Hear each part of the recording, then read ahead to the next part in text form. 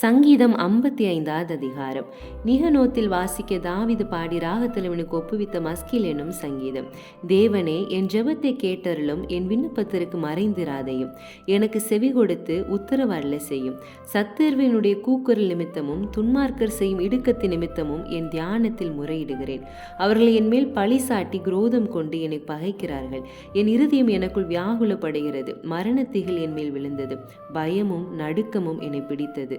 அருக்களிப்பு என்னை மூடிற்று. அப்பொழுது நான், எனக்கு புறாவைப் போல சிறகுகள் இருந்தால் நான் பறந்து போய் இளைப்பாறுவேன். நான் துயரத்தில் அலைந்து திரிந்து வனாந்திரத்தில் தங்கியிருப்பேன். பெருங்காற்றுக்கும் பூசலுக்கும் தப்ப தீவிரித்துக் கொள்வேன் என்றேன். ஆண்டவரே, அவர்களை அழித்து அவர்கள் பாஷையை பிரிந்து போக பண்ணும்.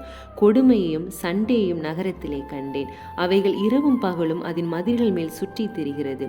அக்கிரமும் வாதையும் அதன் நடுவில் இருக்கிறது. கேடுபாடுகள் அதன் நடுவில் இருக்கிறது. கொடுமையும் கபடும் அதன் வீதியை விட்டு விலகி போகிறதில்லை. என்னை நிந்தித்தவன் சத்துரு அல்ல. அப்படி இருந்தால் சகிப்பேன். எனக்கு விரோதமாய் பெருமை பாராட்டினவன் என் பகைஞன் அல்ல. அப்படி இருந்தால் அவனுக்கு மறைந்திருப்பேன். எனக்கு சமமான மனுஷனும் என் வழிகாட்டியும் என் தோழனுமாகிய நீயே அவன். நாம் ஒருமித்து இன்பமான ஆலோசனை பண்ணி கூட்டத்தோடு தேவாலயத்துக்கு போனோம். மரணம் அவர்களை தொடர்ந்து பிடிப்பதாக. அவர்கள் உயிரோடே பாதாளத்தில் இறங்குவார்களாக. அவர்கள் வாசஸ்தலங்களிலும் அவர்கள் உள்ளத்திலும் பொல்லாங்கு இருக்கிறது. நானோ தேவனை நோக்கி கூப்பிடுவேன். கர்த்தர் என்னை இரட்சிப்பார்.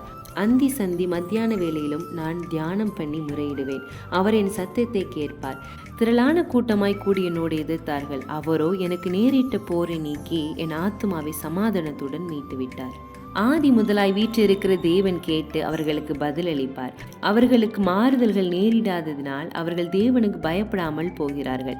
அவன் தன்னோட சமாதானமாய் இருந்தவர்களுக்கு விரோதமாய் தன் கையை நீட்டி தன் உடன்படிக்கையை மீறி நடந்தான். அவன் வாயின் சொற்கள் வெண்ணெயைப் போல மெதுவானவைகள். அவன் இருதயமோ யுத்தம். அவன் வார்த்தைகள் எண்ணெயிலும் மிருதுவானவைகள். ஆனாலும் அவைகள் உருவின பட்டயங்கள்.